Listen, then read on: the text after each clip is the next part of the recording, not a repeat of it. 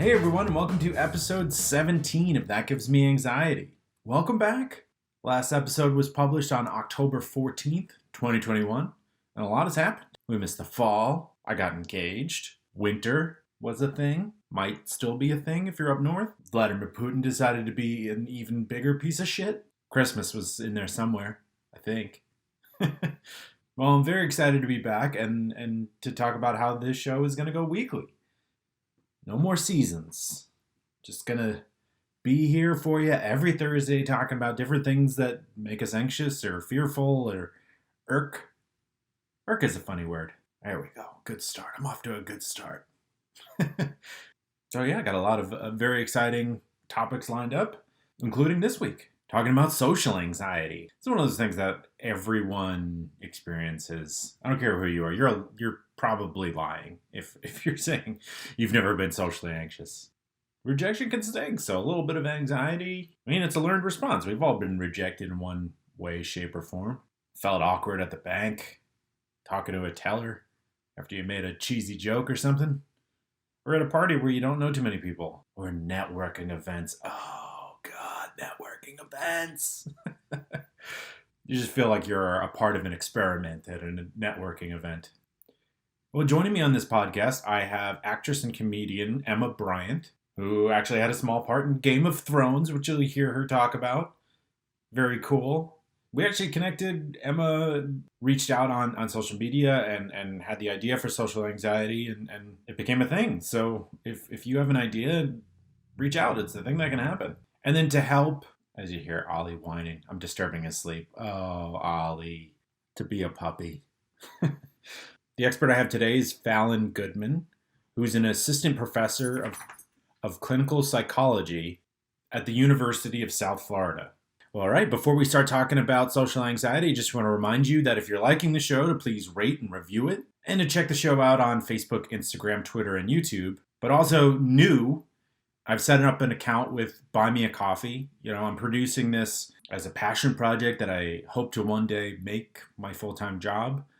And to help support me do that, you can buy me a coffee. The link will be in the description. You can also search for That Gives Me Anxiety on Buy Me a Coffee. It's a platform and an app. And any contribution would be extremely appreciated. So yeah, if you're enjoying it, that's one way to help me keep creating the show. Well, all right, let's make our way to the interviews. Hopefully we help everyone out with a little bit of social anxiety here. Thank you so much for listening, and enjoy. Joining me now on the podcast to talk about social anxiety, I have Emma Bryant, who is an actress and comedian. Emma, thank you so much for being here. Thank you. I love that introduction. Yeah. It's like the first one I've nailed in a while. I get so anxious about how I'm introducing people and whether I'm saying the right thing. You got that spot on, mate. That's good. Oh, that's a good start, especially since we haven't met each other before this. So as two people who are socially anxious, that's a good foot to put forward there. Yeah, I agree. Tell me a little bit about yourself. You were an actress in you had a role in Game of Thrones you shared with me. That's really cool. Yeah, this is like always the first question everybody asks me when I do any kind of podcast regarding any topic ever. As soon as they see Game of Thrones, that's like the first thing they ask me. No, it was cool. Just give the sort of generic answer I give every time. Yeah, it was awesome. It was several years ago, 2014. It was really cool. But I didn't watch the show prior to being on it, so it wasn't such a big hype for me. It wasn't so exciting. And then my mum was like, that's a really big TV show. It's like one of the biggest in the world. And I was like, yeah, that's cool. But it was nice. Everyone I met was nice. I met a friend. I made a friend on the shoot. It was awesome, but I didn't actually watch the final cut, like the episode. I think I went to the pub instead. Actually, I did go to the pub instead, yeah. And talked about it there and got free drinks. No, I didn't actually, but of course I did about it. Probably good that you weren't like a huge fan of the show. No, I don't drink now. Yeah. Well, that's awesome. Good for you. So we're both admittedly socially anxious. So tell me a little bit about how your social anxiety has affected you. I've always had a really good social life. Oh, that sounds big-headed. I mean, I get on with people. They like me. I'm a decent person. But I have found quite a lot, especially in the acting industry, because you don't always know. And I've worked as a model as well. You don't always know who you're going to meet. I met all sorts of people, and sometimes I worry that I'm coming across sounding like big-headed or conceited or sort of patronizing. I'm not. I've met people that are from different backgrounds, like very different backgrounds, and with very different interests. And at that time, a lot of the people I was around were very into, it does sound like I'm belittling people, and I'm really not. They all had like common interests that I didn't share. Okay. I would feel quite uncomfortable, and something I do, because with me it's like, okay, this sounds a lot better and this is a bit more accurate.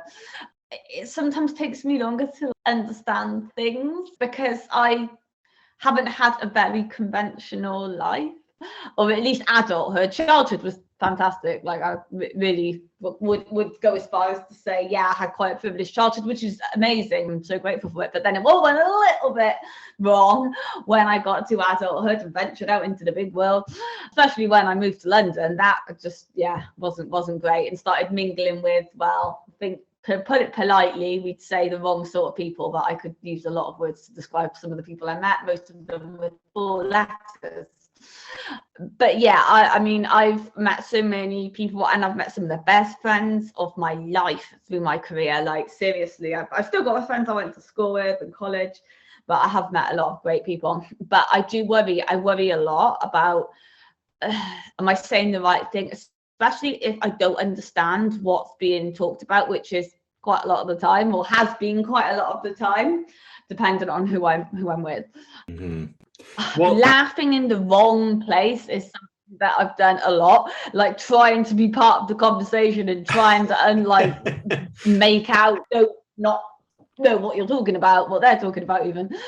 And I remember someone said something, and they'd been laughing like a split second before, so then I just laughed, and I think she'd said something like, "Do you know when Mum got hit by a car or something?"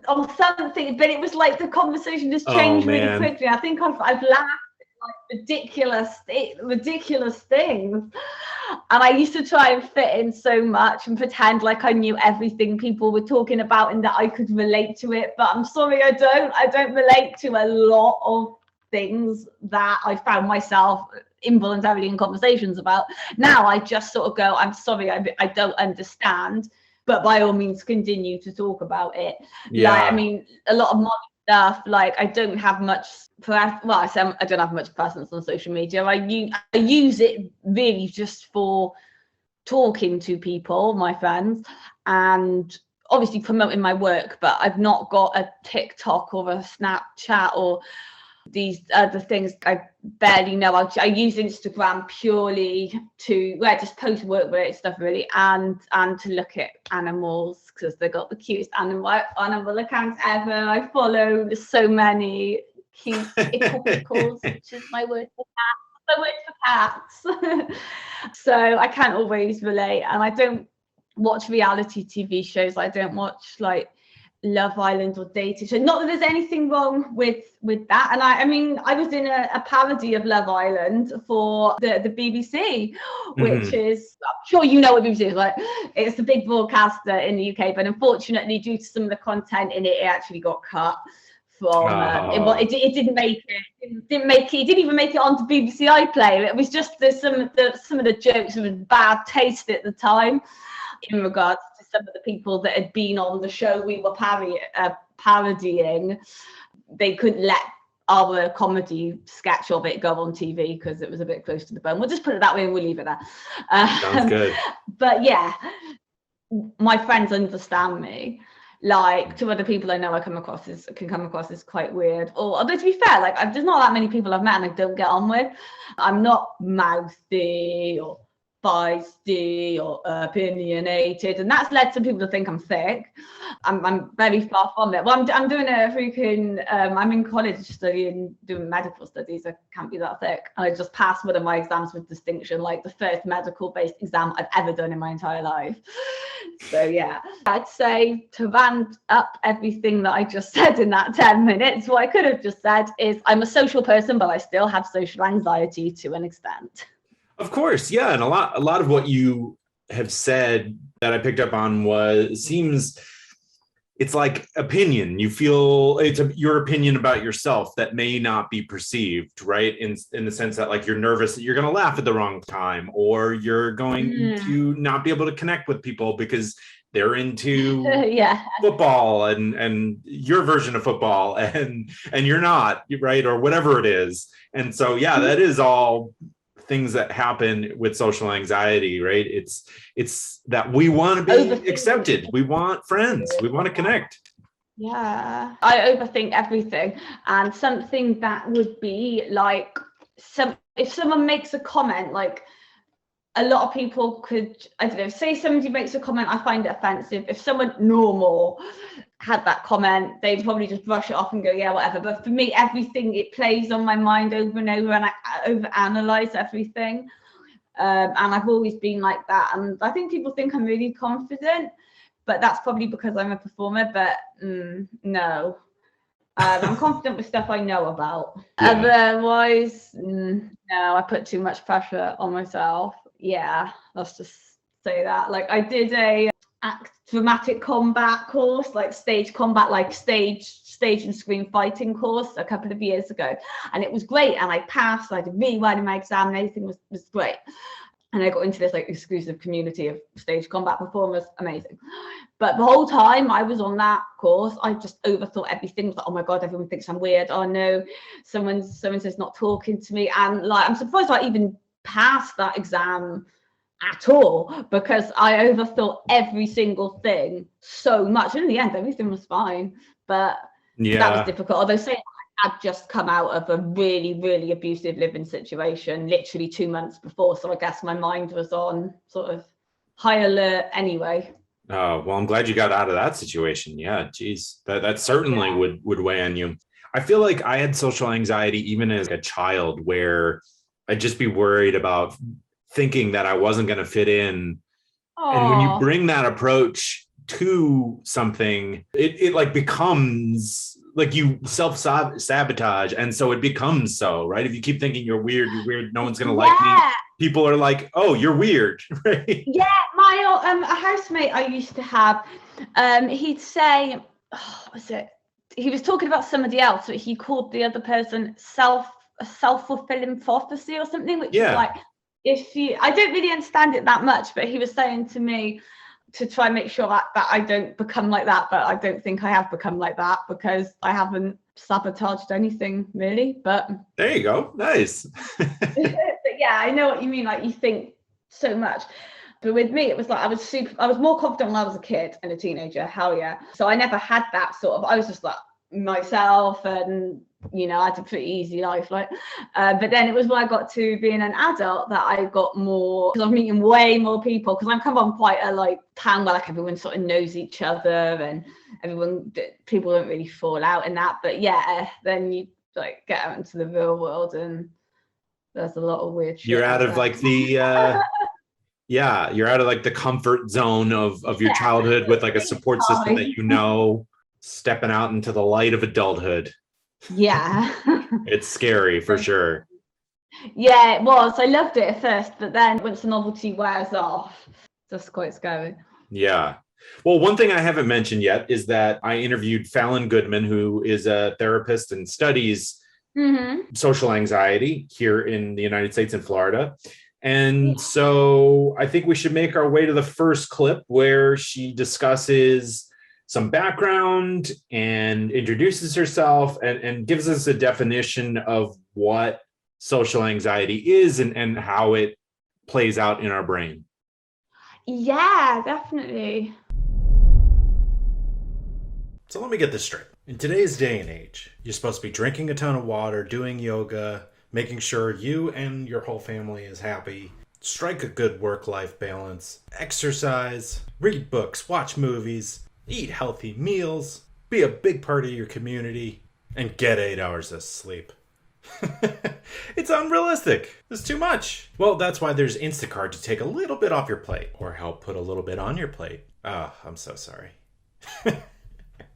Using Instacart, you search for all your favorite foods and items that you need from the grocery store, fresh produce, all your favorites, everything you want, and they deliver it to you. They go to the store and do your shopping for you.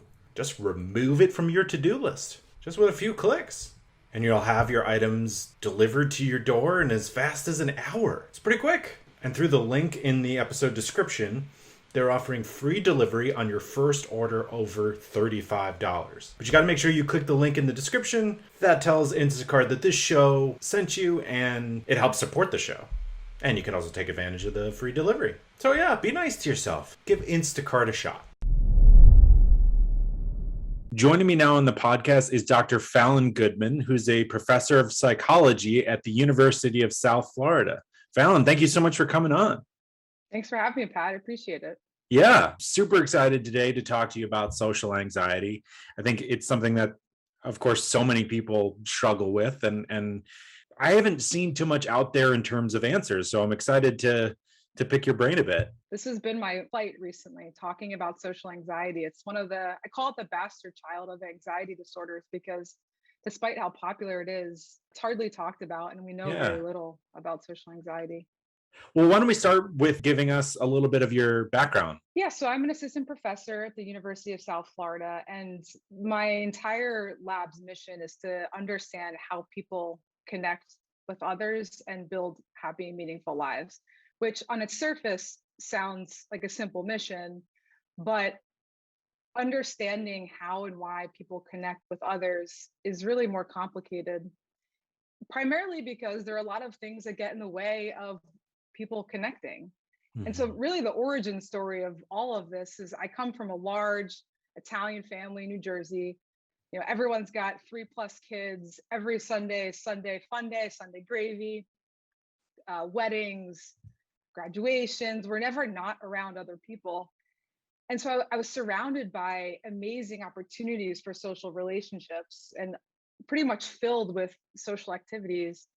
And yet there were bouts of loneliness and disconnection. I remember being at my cousin's wedding and sitting at the side, watching everyone dancing, enjoying each other's company, laughing. And I really didn't understand why I was having so much trouble connecting when I had every opportunity to connect. I played soccer growing up, lots of teammates. And so when I got to the University of Maryland, I started understanding that unfortunately humans have several things that get in the way, and you can be lonely in a crowd. And so I started researching social anxiety and realized that children as young as 5 can feel socially anxious. And social anxiety is one of the biggest barriers to social connection. So in order to really understand why people and how people connect with others, you really have to understand the barriers. And social anxiety over and over was coming up. I studied it in young children, I studied it in teenagers, and then eventually in grad school and adults. And across the board, over and over, social anxiety was one of the big challenges to connecting with other people.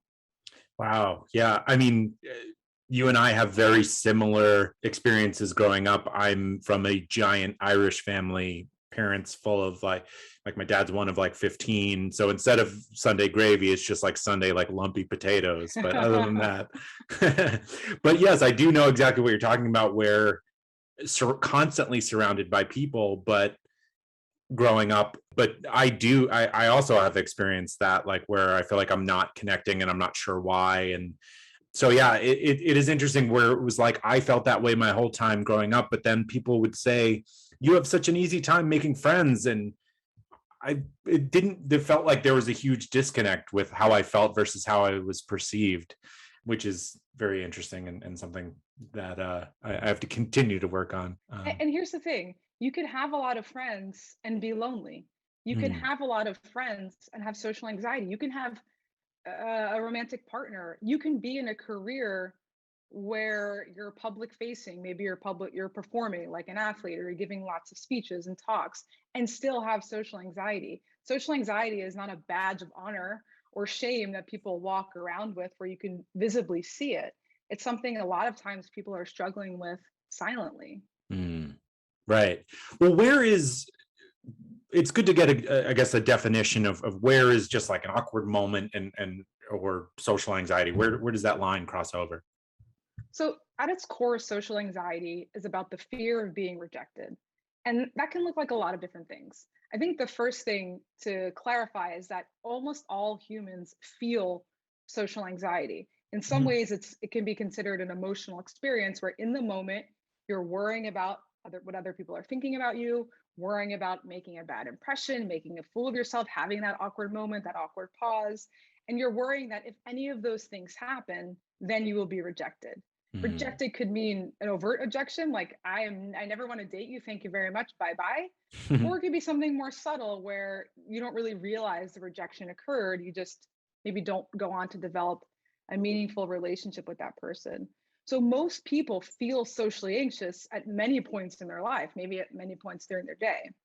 But social anxiety becomes problematic when it begins interfering with a person's life. And that happens when that fear of rejection blossoms into this really picture of oneself, meaning that a person believes that they have some set of flaws or inferiorities.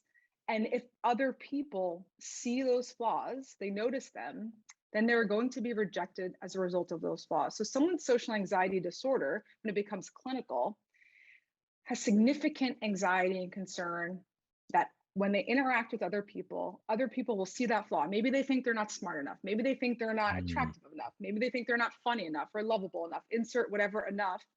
And when they have a social interaction, they worry that other people are going to see that flaw and reject them as a result. So what ends up happening is they start to avoid social interactions, or during social interactions, they default to various safety behaviors, things that they can do subtly to try and conceal those perceived flaws and limit the opportunity for rejection. Maybe they're avoiding eye contact. Maybe they're not asking questions that they're actually really curious about. Maybe they're not sharing about themselves. Maybe they're restricting the emotions that they're conveying because they don't want to seem too happy or too sad or too Mm. silly or do something awkward. And so what ends up happening is the person with social anxiety disorder becomes so focused on themselves, not in a selfish way, but because they are so insistent on monitoring their behaviors out of fear of rejection. And during that interaction, because they become so self-focused, have a difficult time connecting with other people because they're not fully present in the moment. So really the sad thing is that someone's fear of rejection really gets in the way of obtaining and appreciating the benefits of being accepted, because the fear of rejection turns someone inward where they're monitoring their thoughts and behaviors, worrying about rejection, wanting to be accepted. But as a result of that, they're missing out on what's happening around them. They're missing out on the conversation. They're missing out on the nuances of social interactions that ultimately lead to intimate, lasting relationships.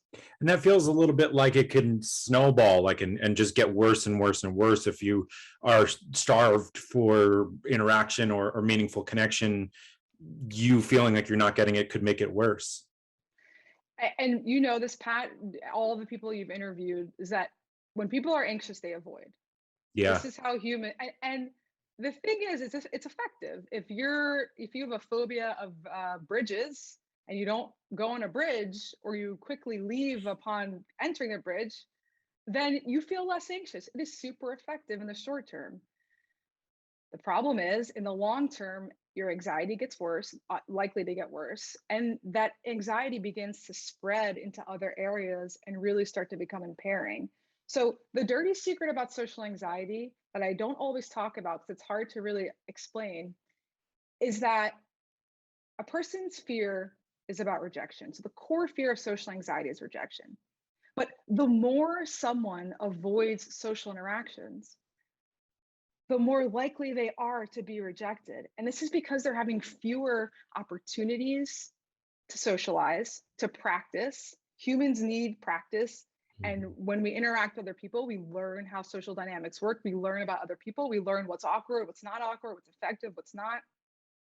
And as a result of some of those safety behaviors I was just mentioning, the person with social anxiety is engaging in some undesirable social behaviors. So, like, what makes a social interaction good?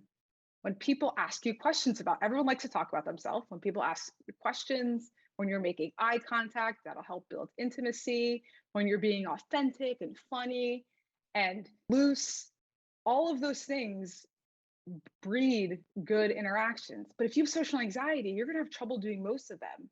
And so those awkward moments that they fear are more likely to happen. Man, I really felt what she was saying about being lonely in a crowd. Oh my gosh, living in New York City for more than 10 years, you just be surrounded by people, but they might as well be road cones or stones that you can be completely surrounded and feel internally awful.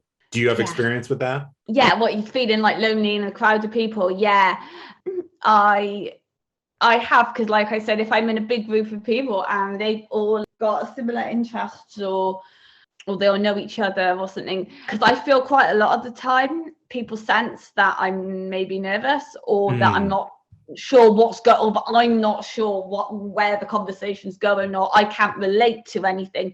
And so many times, and I mean this has happened pretty much all my adult life, people have just shouted down my opinions because they think because I'm like I've been perceived as being weak because I'm not mouthy and opinionated and whatnot. But I have no doubt that if I was like that around these people, they'd probably have a go at me for expressing myself. Right. These just sound like rude, awful people. I've met a lot of them, trust me. I'd say more bad people than I've met good, but I don't think so though, actually. I have met so many great people, but I have been around a lot of unbearable individuals, whether that's work, living with. I had the worst housemate ever. Oh my God. What would they do? No, it was just one. Well, no, it was two. It just controlling. Oh man. Insane. Like ridiculously just wanted to force his opinions onto people who really didn't want to. There was only 3 of us in the house, but yeah, we had to listen to us, and it was like nonsense. It was in his head and wanted to try and portray that as fact, and it was like he'd like make things up that clearly didn't happen, and then be like, so you're not paying attention. And I'm just like, mate, like, oh my God, what motivates someone to behave like that? It's crazy. Yeah, he wasn't a nice person anyway. Do you have roommates now? Shared houses after that, so that was good. But now I have my own place, and I like that more. Oh, there you go. Yeah, I like my own company as much as I have liked house sharing, but I'm kind of done with that now. Too old for that. Yeah, thankfully I live with my fiance, but it's like that's cool. Yeah, roommates are you can only stand that when you're so young. Like they get to a point where you're just like. Yeah, I did enjoy it while I was doing it. Well, so there was a couple of dodgy experiences, but for the best part, it was good. I love the idea of Fallon describing social anxiety as you could frame it as a fear of being rejected. And like everything you're saying right now feels like it fits in that box. It makes me feel so seen, where it's just like, oh yeah, of course. That's what it is. I'm nervous because if I get rejected, I won't have friends and I'll just have to stay home on Christmas. It goes that far, right? From like just being rejected once to like the most dramatic example. Yeah. It's crazy how tough we can be on ourselves, where it's just like, stop it, you weirdo, right? Talking to yourself. Your internal monologue is so mean. At least mine is. It can be. Yeah, mine is like everyone says, well, everyone, but a lot of people have said that I'm like way too hard on myself. I'm a perfectionist. It's not being a perfectionist. It's just, I don't know, I've been made to feel so small and stupid and insignificant and irrelevant by various different individuals. So yeah, I mean, forgive me for not having a great load of self-esteem, because I really don't. I don't care if people know that. I've actually been called arrogant and big-headed, and I'm like, I'm really, really not. And I don't come across that way either on social media, so I don't know where they got that from. But I've met people who don't like me purely for the fact that a lot of people like me. That like I've got friends and stuff, and I'm not bitchy, or I'm just me. I'm just me. Well, I'm sorry because it seems you've gotten both. You're too confident and you're too unconfident. It's like you can't win. People do that with anyone, to be fair. But I try and avoid conflict wherever possible. I've never actually fallen out with a friend, like a friend. I've never had an argument and then we've fallen out and not spoken. And I'm still friends now with people I was friends with in school, so like 20 years ago, and I've actually never fallen out with them. I've fallen apart from a couple of people, but that's more on the way they behave. Or just we moved apart physically and then we just emotionally grew apart. But I've never had a big blow up argument. But is that because you're really trying to avoid it and you wish you would have, or? No, I'm good at standing up for myself when I need to be, when I need to. And I hate bullies. And I like to, because I have got somewhat of a voice on social media, isn't like I've got quite a lot of followers and I've done a lot of like acting work. So I'm not saying people know who I am, but I've got quite a wide network like on social media. Yeah, I mean, there's so many topics that I feel really strongly about. Like, I'm lucky and I didn't get bullied when I was a kid, or I got on pretty much with everyone. So it's a bit more of a burst for me. Like, there's a lot of people who get bullied in school and then, I don't know, find their voice or whatever when they become an adult. But for me, it's like, I was really confident without being arrogant when I was a kid. I never fell out. I was never a bully. I was pretty good in school, pretty good, not really good, but I passed my exams and everything, and I've still got the same friends. But then it was like when I got to being an adult, that's when people started bullying me. Oh my God, I'm so sorry. I can't stand up for myself. I'm good with words. I'd rather not. And I think sometimes the less confrontational, if you've got a very confrontational person in the same room or same environment as a not very confrontational person, it's like the confrontational person gets more angry because they're trying to provoke. I've had people trying to provoke me to get mad. You're not going to get me.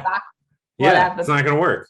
But I don't. I'm just like, I just like when people are just being clear assholes, I'll just look at them and I'll just be like, who hurt you?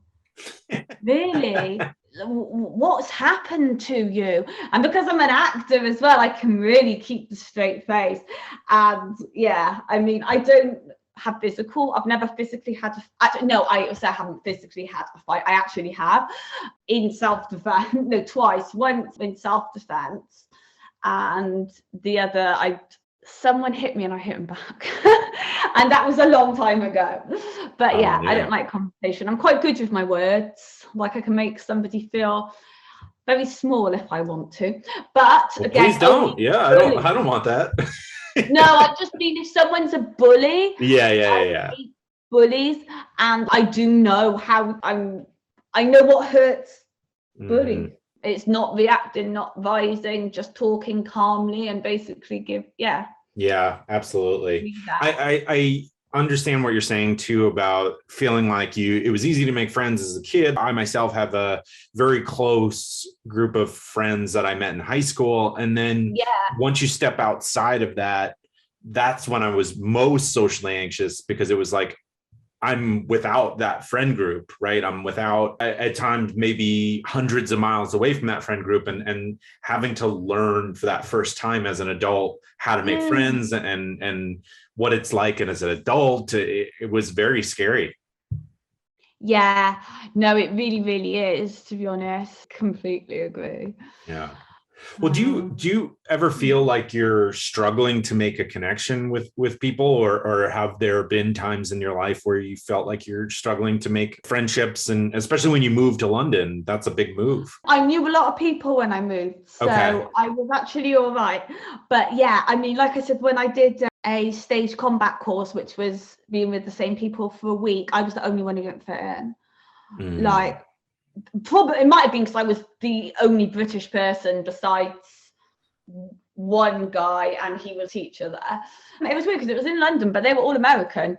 And a lot of, I should say that they knew each other anyway, most of them, and then there was just this random British person there, which was me. But yeah, I just didn't fit in. I don't know, I just couldn't join in conversations. But saying that, I had literally just come out of a really, really, really bad situation. Right. Well, And I had, Americans can be tough to get along with. I'm American, and I'll say it. We what can't was even seem to that? get along. I said Americans can be tough to get along with at times. Yeah, I actually did. I did notice, but no, they were fine. But I did feel quite somewhat isolated. Well, if the Mm. same class was Canadians, I'm sure it would have been a lot easier. Canadians are Oh, I've got a couple of friends who are Canadian. Yeah, uh, one of them lives in very easy Scotland. to get along with. Yeah.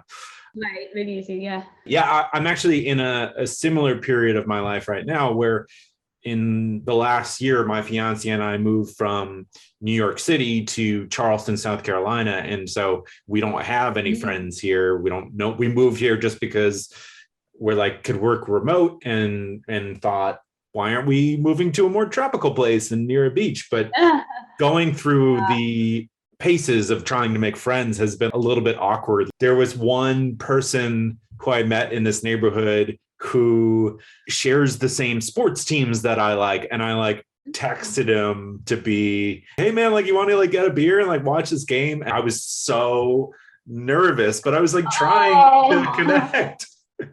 Yeah, I remember when my neighbours, the place I'm currently living, invited me over to see a cat and hang out and have coffee. And I was really nervous about that as well. And now we're really good friends. I think we're going to be lifelong friends. Oh, that's great. So yeah, they're really nice people around. Where I live now, I didn't make a very good first impression. Oh no, what'd you do? I got within my for the first month, I was back and forward to work like all the time because I worked in a different part of London. I was commuting pretty much like all the time, so no one really saw me. But then the second month, I was at home a lot, and the lift broke in our building, and then there was a sign up on the door saying that the lift had been fixed. So I didn't really think anything of it. I was coming home from college, and I got in the lift, and think like your worst, like something you see in a film and you would hate to happen in real life. One of mine is all the lights in the lift going out and you're getting stuck and it jolts and it sticks. Oh That's no. Guess what happened to me that lovely sunny July afternoon? And that was horrible. And I freaked out and went mad and was shouting, and I pressed the panic button and all the alarms went off, I think, in the building because I could hear them. And then it took 45 minutes for them to get somebody out and cut me out of there. And I was desperate for the toilet. And I was just like, I need to pee, man. Let me out. And I freaked out quite a bit because it wasn't stuck on the ground. It was stuck halfway up. Oh no. I had all these people to come and let me out, and like there was quite the crowd when they did finally get me out, and then I was just sort of like, hi. Yeah, I'm the one who's moved in on the second floor. Yeah, that wasn't good, but no, despite that, I get on very well with everyone. That's great. That makes a living experience so much better. Yeah. Well, I feel like we should go to the next clip with Fallon, who in this clip, she's talking about how anxiety can spread and affect your whole mind and pretty much your whole life if you don't deal with it. Yeah. It feels like, I have another podcast and it's about grief and a lot of psychologists that come on and talk about how grief, if you don't acknowledge it and deal with it, it can spread to other behaviors. Can you talk a little bit about how anxiety kind of can sit inside the body and mind and sort of interrupt other parts of your life or make you more anxious elsewhere? Yeah, so I think the best analogy is you have a glass of water or where I'm from, that's we say water. Yeah. You have a glass of water and you put a drop of ink in it and it eventually spreads to consume the whole glass. And anxiety operates in a similar way if you're avoiding it. So a good example is to take a phobia. So I once had a patient who had a phobia of butterflies, which is quite an interesting phobia. The treatment, by the way, I had to order a butterfly larva, grow them, kill a couple of them for the exposures because you had to gradually build up from dead to live ones. And then we had exposure with butterflies. Oh, wow. So her phobia started with a very specific creature. And whenever she would encounter a butterfly, she would feel panic. She would start sweating, shaking, try to run away, leave the situation. Butterflies are most common in the spring. So she felt okay in other seasons. And so her anxiety started just in the spring. But then the more this young girl encountered butterflies in different situations, the more fearful she became of those situations. So the origin of the butterfly phobia was at a butterfly conservatory, something very specific where they're contained. But butterflies exist in our world. And so the next situation was a butterfly in like a park area. And so then she associated the park with fear because she felt fearful and panicked. She had an anxiety response in the park. So what happens is she starts avoiding the parks. Well, a few weeks later, then she sees a butterfly somewhere around her school. And so now she's worrying that her school, there are butterflies around her school, and now she's not wanting to go to school. So something so specific, largely because of avoidance, you start to build this fear that you're worrying you're going to encounter the feared thing everywhere. Oh, now, wow. It could go another way that anxiety could spread is it can generalize. So I've never shared this story, so I'm going to share it today. I had a really, really bad car accident, terrible car accident, totaled my car. I was driving home, two of my friends. Luckily, no one was hurt, but essentially a piece of my engine literally ripped out of the car on the highway. And it just so happened to do that right before I was driving on a bridge. So I was we were going home for Thanksgiving break, and I was just about to start driving over this bridge. I didn't realize until a few weeks later that I started developing anxiety about bridges. And I thought maybe it was heights. Anxiety is a lot about modeling, and my mother doesn't really love bridges. But then that fear of bridges really turned into anxiety about driving, because every time I was driving, I was worried that I would have to cross the bridge. And then the fear generalized even further to just generally fear of heights, because a bridge is going to be high. And then so I found myself 2 stories up on a building feeling anxious, or walking over an overpass feeling anxious. And I realized that this one incident, this traumatic incident of anxiety, created this phobia of bridges. And then that the source of that fear, which was bridges, generalized to things like driving where I could encounter a bridge, but then also to generally fear of heights. And so the spreading of anxiety can occur in a few different ways. I think the key mechanism, though, is avoidance, because the more you're avoiding something, the more power you're giving it, the more your brain is perceiving it as scary. And so you create this anxiety, and you don't get practice encountering it. So the anxiety builds and builds and builds. Wow. Thank you for sharing that story. I'm sorry that sounds pretty scary. I guess the first thing that comes to mind is I spent my fiance and I spent the first year of the pandemic in Brooklyn, New York, and extremely anxiety inducing with all the people with COVID passing away and all that. And my anxiety began with fear of the virus, and then started to go, people were fighting in grocery stores. And so I became super anxious anytime I had to leave our apartment, because I was just having negative experience after negative experience, until it pretty much touched almost everything I was doing. And so it seems similar to that, in that it just kind of taints everything that you're trying to get done. Anxiety is not well contained. We don't have buckets of anxiety in our life that we can keep in a nice, neat package. It'd be great if we did, because then we could effectively avoid them. But unfortunately, that's not how anxiety works. Yeah, that's a shame. Look who we got here. It's our friends at My Software Tutor. Can Excel be my friend? Many people have wondered this for years. The answer is yes, it can. Excel doesn't have to be like the friend that your mom makes you hang out with in elementary school. It's weird. It's always stuff with boogers, right? What's wrong? What's up? Why is that kid always eating boogers? Their house always had the best snacks, too. And there he is. Boogers. Well, Excel doesn't have to be like that weird kid. Unless you were that weird kid. Were you? Be honest. You know. I'm not actually asking. I can't hear your response, but you know. And it's okay if you were. Just take it easy with the boogers. Talking about boogers during an ad read. Don't worry. They didn't write that part. That was an improvisation. My software tutor offers 3 levels of real-time Zoom-based courses with a live instructor. They deliver practical, functional business skills in a friendly and supportive environment. It can be daunting, right? You need that supporting environment to learn Excel. There's no stupid questions. It could be really difficult. And as we know, when we talk about it on this podcast all the time, it can be really daunting to learn something new and put yourself out there. So think of this as like a kindergarten for learning something new and helping your job prospects.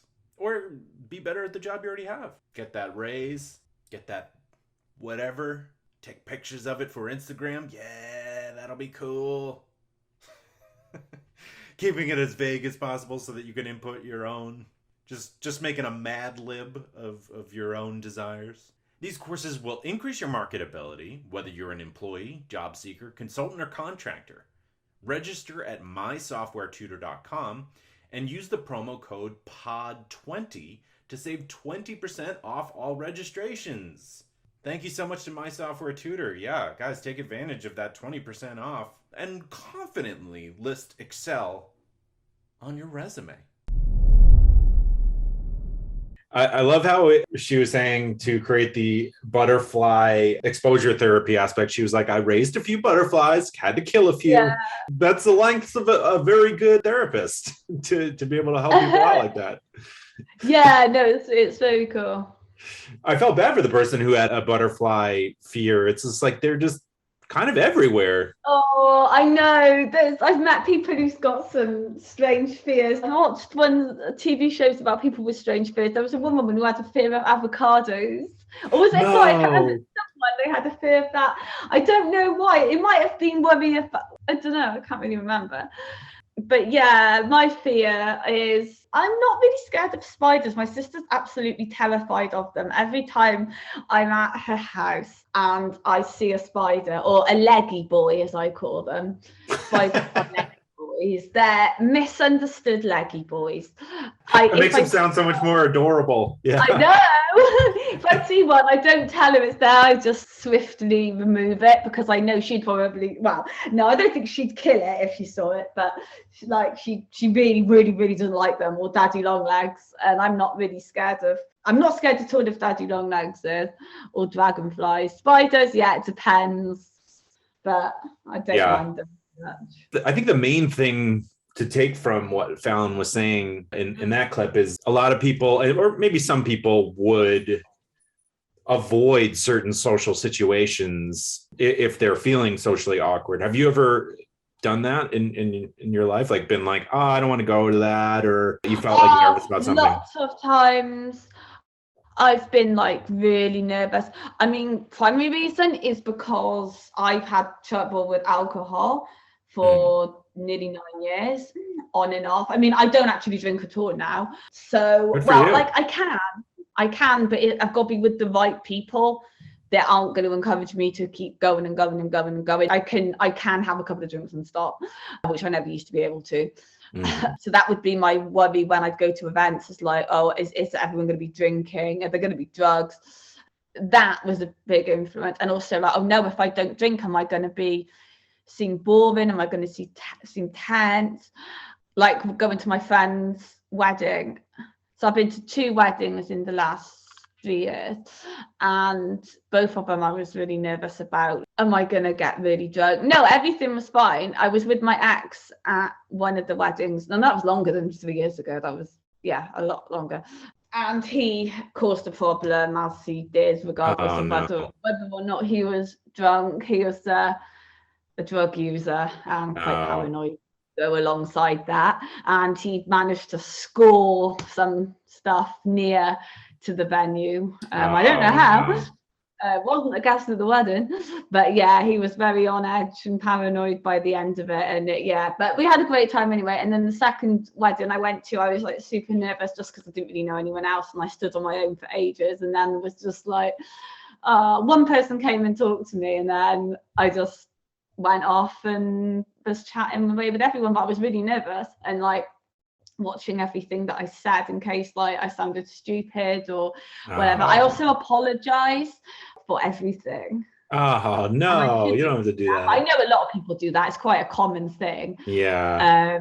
But yeah, I've been in situations a lot where I've not wanted to go somewhere or been to, even if it is just, I don't know, even just something little like going for a coffee. Like I went to my friend's birthday party a couple of years ago, and I hyped it up so much in my head of being like, oh, no, I'm not going to fit in.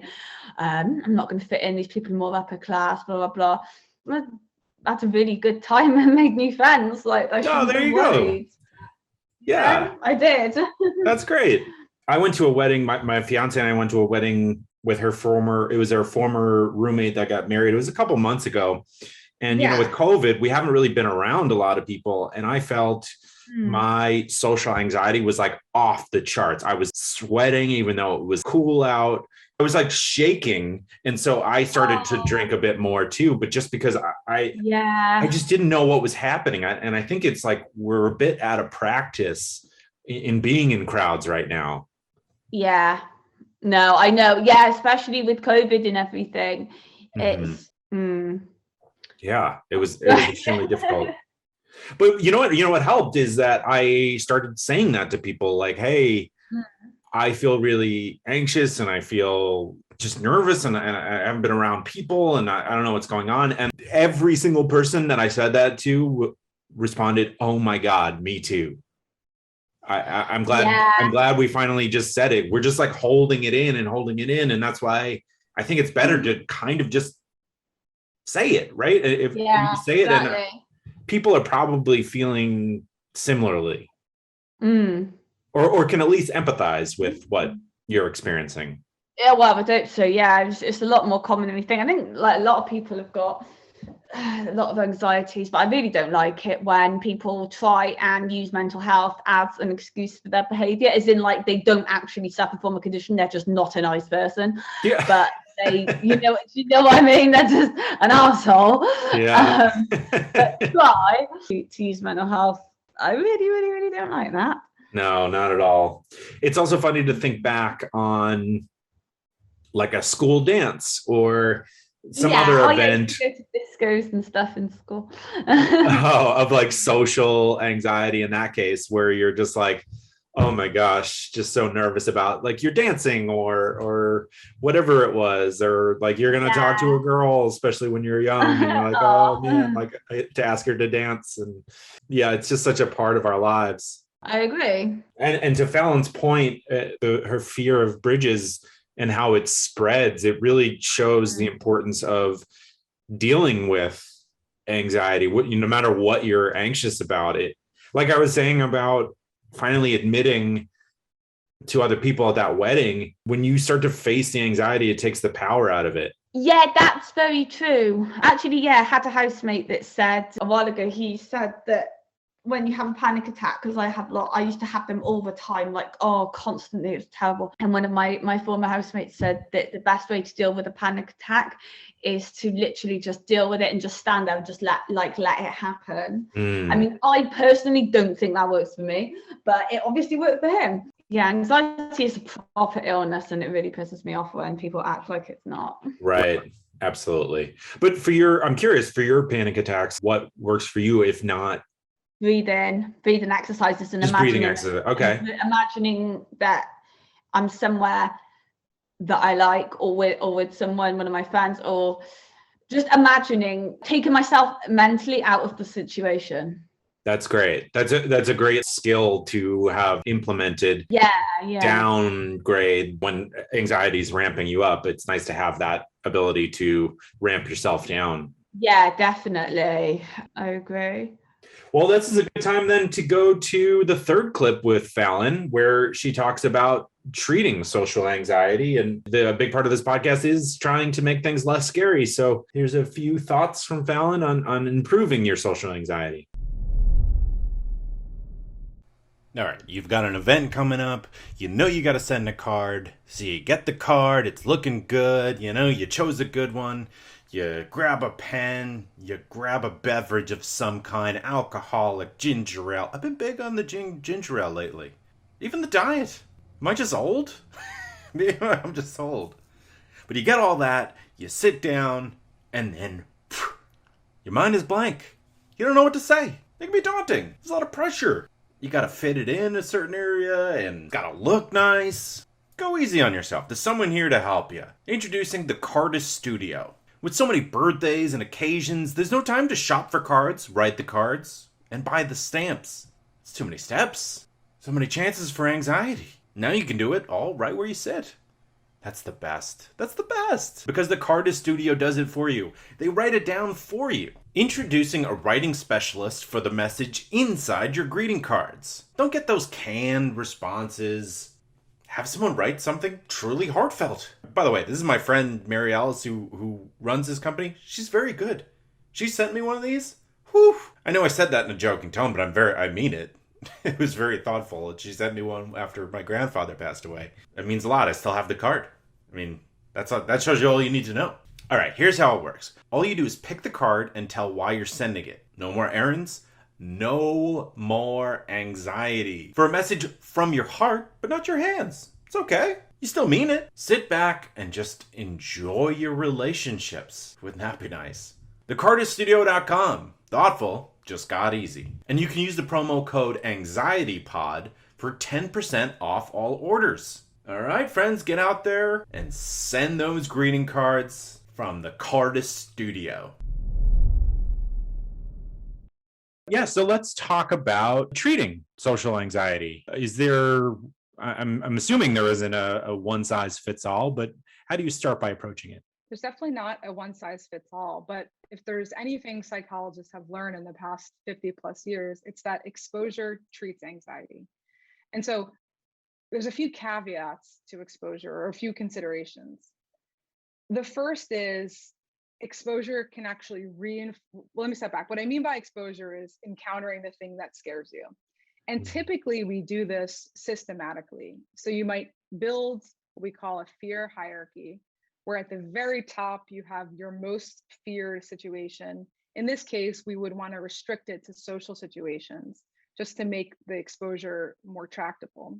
So you'd have your most feared social situation, as specific as possible. Maybe it's giving a talk to 100 people in an auditorium, or maybe it's going on a first date in a certain location or a certain time in your life. And then you work your way down on your hierarchy and you list situations that are increasingly less anxiety provoking. And so what you'd want to do is start with the least anxiety provoking situation on your hierarchy and do it. Here's the key though, and this is what people get wrong a lot of the time. You don't want to just do it and white knuckle through it. Because what you would do if you white knuckle, so let's use my driving anxiety, which I still have, by the way. If I want to drive over a bridge and I pick any bridge and I know that I can get off the exit right after the bridge and I can get on the exit right before the bridge, and I pretty much floor it and close my eyes and squeeze my steering wheel and blast some good rap music and I'm off. Whew, okay, I did that exposure. But all I've done is do a brilliant job of reinforcing my anxiety because I was anxious the entire time. And my anxiety only subsided when I was no longer on the bridge. I was no longer in the situation. Yeah. So good job, I've just made it worse. So the key with any exposure is to stay in the situation long enough for your anxiety to reduce. We say about 50%, it's hard to quantify, but you want to get to a place where your anxiety is noticeably decreased. So people ask, well, how long should I do exposure? And the answer is always as long as it takes for your anxiety to go down. Maybe it's 2 minutes, maybe it's 2 hours. Eventually, though, your body will become exhausted and you will become acclimated to the situation and your anxiety will begin to go down. So for something like social anxiety, identifying specific social situations for you, everyone's social anxiety looks a little bit different, and then doing them over and over again until you feel like your anxiety is manageable. The other key here is we're not looking for ground zero of anxiety. People will feel anxious. Unfortunately, a part about being human is that we have anxiety. And so to aim for zero is really, it's not necessary and it's probably not likely. Rather, it's getting to a place of anxiety that feels manageable and allows you to engage in the situation in a way that's consistent with how you want to live your life, whether that's speaking up in class, or giving a really good talk if that's important to you.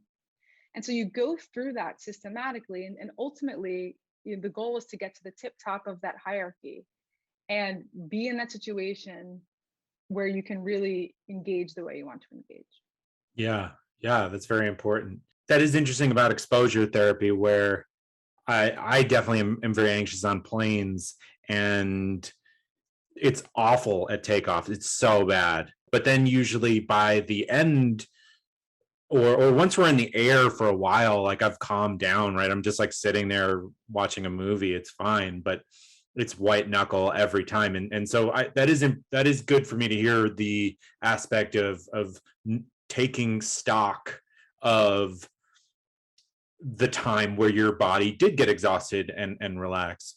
So the problem for me, and how I want to relate that back to social anxiety, is I tend to remember the takeoff, and how anxious I was then versus the hours where I was fine. So I assume people who are really socially anxious have something similar going on. Is there any advice that you would give to someone in that situation? Yeah, the interesting thing about the human brain is we're really designed to process things as they come, not so much remember. But remembering is intended to help us help protect to learn, of course, but also to protect ourselves. So we tend to remember really bad things with the hopes that the next time that bad thing happens, then we could act differently in a way that we're not going to be so hurt. So with social anxiety, oftentimes we'll hear about bullying or really adverse social experiences. Maybe you were made fun of in some way, or you had some really brutal rejection after a first date. We've all been there. And so that's what you remember that. And the same, by the way, with trauma, right? You will remember that those flashbulb moments where that really bad thing occurred. Mm-hmm. And so, going into exposure, I think you want to be careful about thinking about past experiences, because if you're relying on your memory is probably going to be of pretty crappy past social experiences. And what people with social anxiety disorder tend to do is they use it as evidence for why they will be rejected in the upcoming situation. And so there's an overestimation of rejection. Well, this bad thing happened, 2 years ago in a similar situation, so this is likely to happen again. So be really careful about which memories you're drawing from. But I would say, regardless of what happened, we can't prevent rejection. Like at some point in our lives, we will be rejected. At some point this year, you're going to be rejected. Sorry, but that's another crappy part about being human. The goal of treating social anxiety isn't to prevent rejection. It's to encourage social courage. It's to foster social courage in a way that gets people engaging in interactions that are consistent with their values and the life they want to live.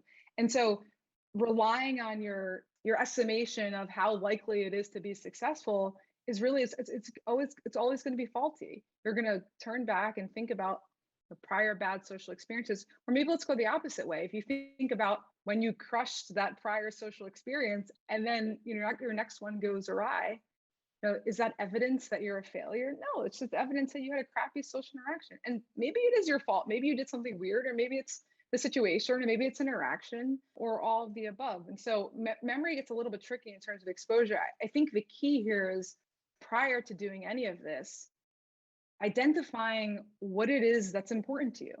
Do you want to develop good relationships with your coworkers? Do you want to develop a romantic relationship? Do you want to advance in your career? And those things are going to require you addressing your social anxiety. And so really the interventions or the exposures should be guided by your goals and values. Hear, hear. I love that.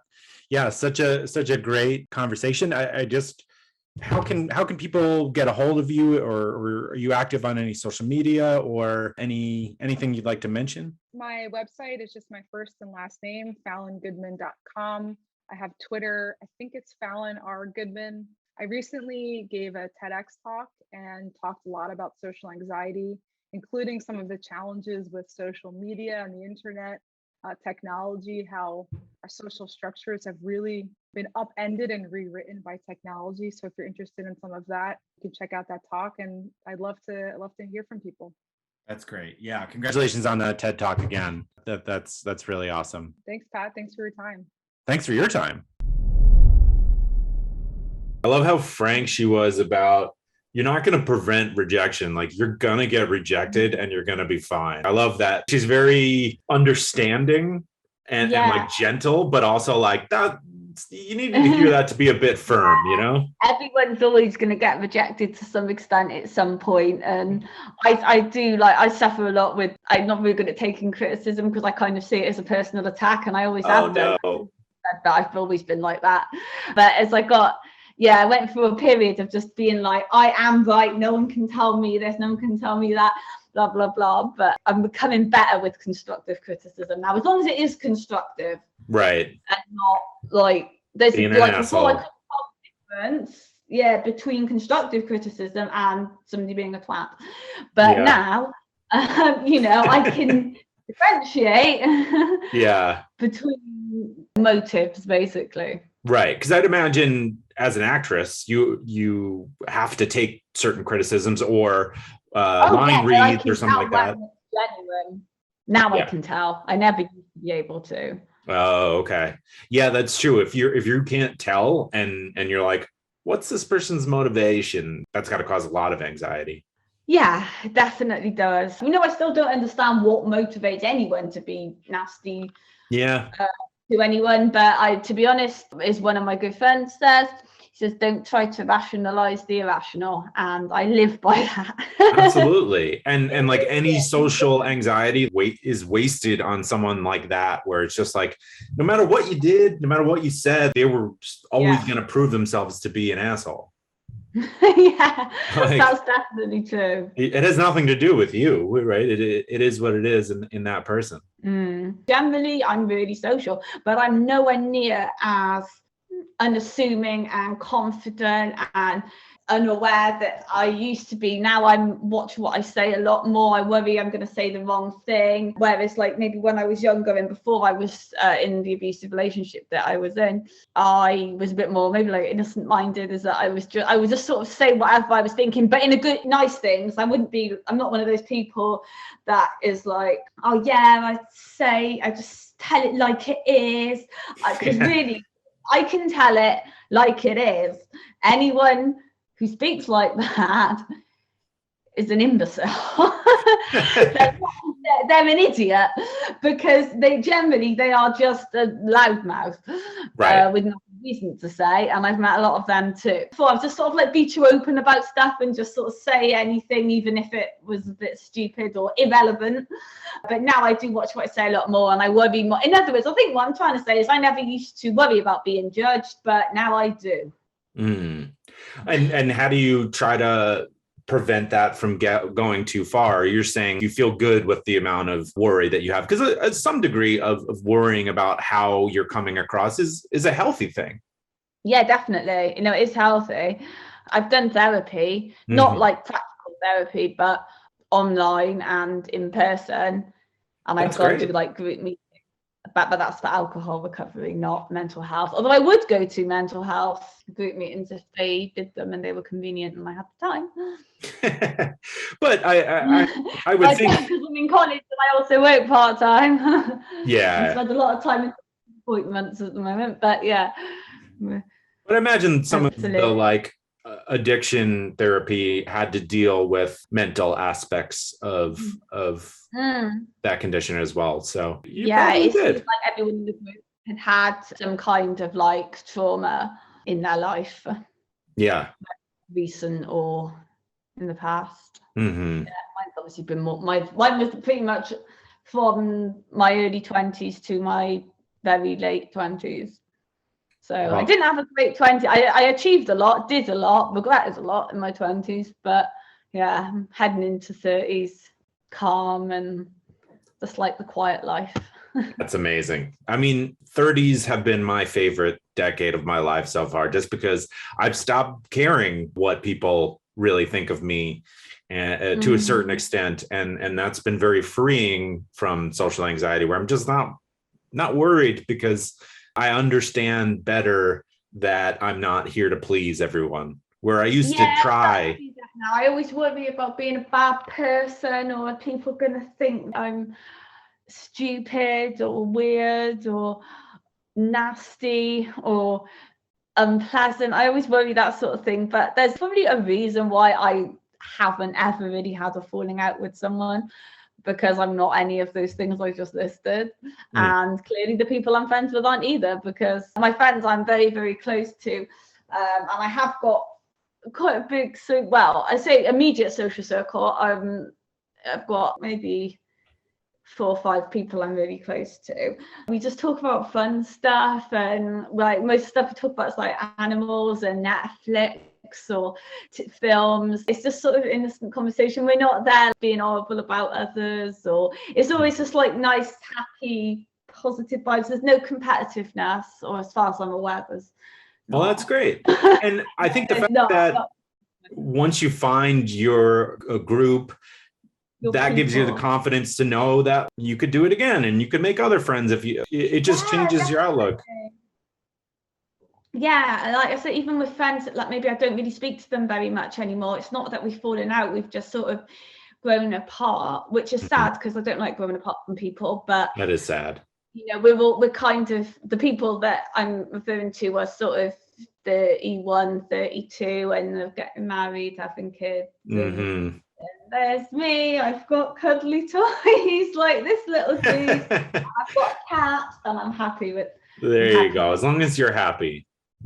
Yeah, I love animals. They're the best. They help me with my anxiety, I should mention as well. Being around animals. We've got cat cafes in the UK, which is like, well, kind of does what it says on the tin, really. It's a cafe and there's cats in it.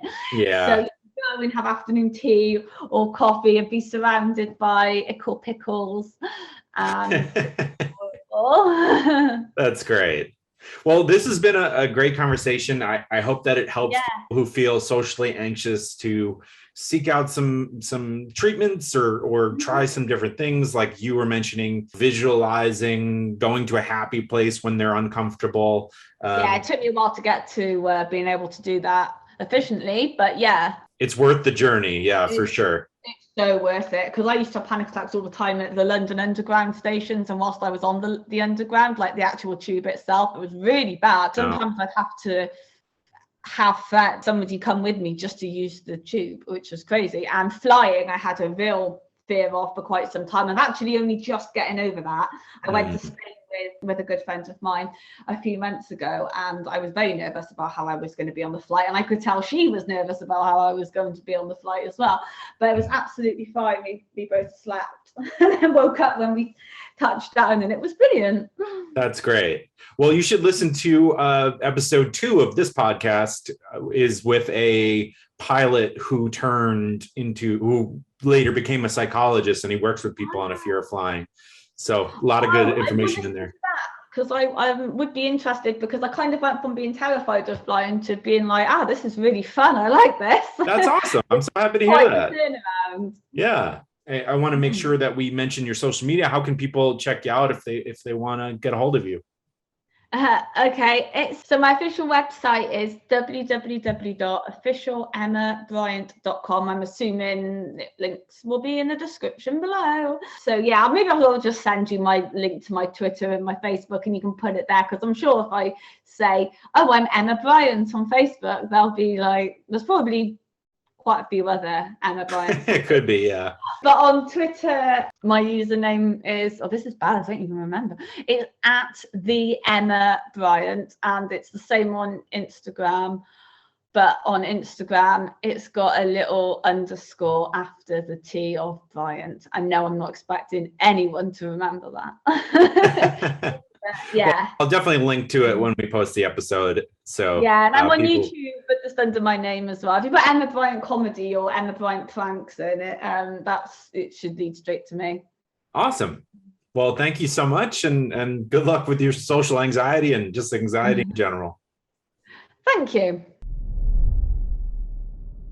I hope that all helps. It seems the big takeaway is to make sure you're taking baby steps and setting small, realistic goals and not white knuckling it like Fallon was talking about. So thank you so much to Emma, thank you to Fallon, and thank you to you for listening. Just a reminder about the Buy Me a Coffee link. If you're liking the show and you want to support me, link to Buy Me a Coffee. Any contribution is so appreciated. There's also the link to Instacart in the description or on YouTube, wherever you're watching or listening.